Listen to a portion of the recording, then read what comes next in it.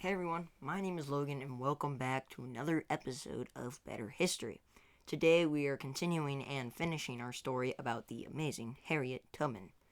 And we have so much to get done today that I didn't have time to do a special intro. I'm sorry, we'll definitely get it next time. Before we continue, I want to thank you all for all of the support you've shown. We have grown a lot since I first started this channel. 17 subscribers and almost 300 views at the point of recording. That's awesome, guys. Thank you so much. So don't forget to subscribe, like, and share, and certainly don't forget to enjoy. Okay, so in late 1854, Harriet Tubman rescued her brothers, Robert, Ben, and Henry Ross, specifically on the day before Christmas.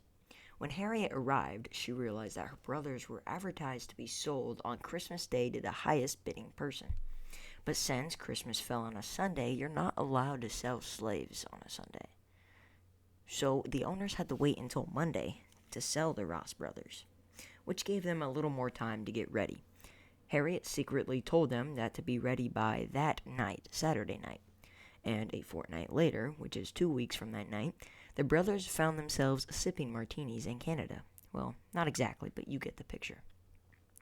So, 6 years later, in April of 1860, Harriet Tubman was visiting her cousin in the grand old state of New York, specifically Troy, New York. She got news that a slave by the name of Charles Naylor had been followed by his master, who was weirdly his own little brother, and wasn't even a grain blacker than him. He was also apparently in the hands of officers to be taken back to the South. The instant Harriet heard the news, she started for the office of the U.S. Commissioner. An excited crowd gathered about the office, through which Harriet forced her way and rushed up the stairs to the door of the room where the fugitive was detained.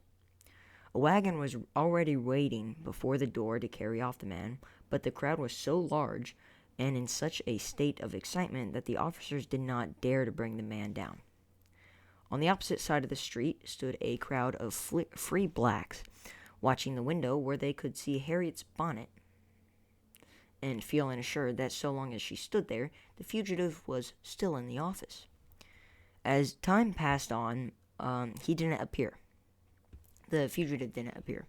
The crowd got worse, and Harriet snatched the man from the officers and screamed to her friends while the cops were pulling her down. She body-checked one officer and tore another man away from the runaway slave. They were knocked down, and while they were on the ground, she tore off her bonnet and she wrapped it around the runaway slave's head, so it made him look like a woman, so they wouldn't find him. So she did this, and as they stood up, you could only see the head of the slave. So amid the surging mass of people, the slave was no longer recognized. Well, the master, the slave's younger and blacker brother, looked like the slave. Again and again, Harriet and the slave were knocked down.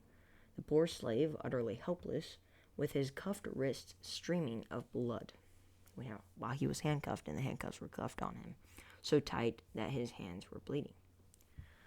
Harriet's outer clothes were torn from her, yet she never let go of the man, which just shows how, passionate she is about what she does. She is so strong. She's such a strong of a woman that her outer clothes could be torn from her dress and everything. All she could have on is her bra and her panties. And she would still hang on to this man for her dear life. Make sure he's safe, right?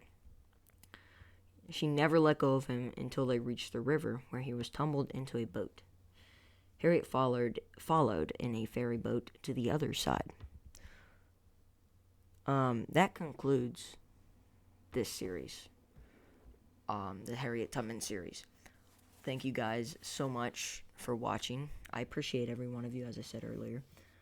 We are very close to the goal of 20 subscribers, 3 more, and we make it there. So yeah, hope you guys enjoyed, and as always, day or night, have a good one. See ya.